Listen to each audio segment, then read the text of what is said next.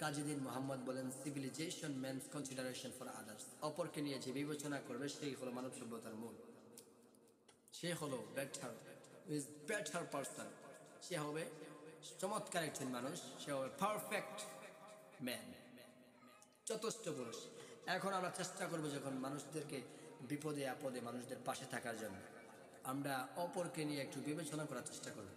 কারণ আমার প্রতিবেশী আছে গরিব, ঠিক না, পুর, উই মে বি পুর, গরিব হতে পারি, কি হতে পারি, উই মে বি পুর, আমরা গরিব হতে পারি, বাট নট ডিসঅনেস্ট, কিন্তু আমরা অসৎ নয়। Because I am a polite man, it's very proudful. আমি নিজেকে গর্বিত মনে করছি যে আমি একজন পলাইট ম্যান, ভদ্র মানুষ।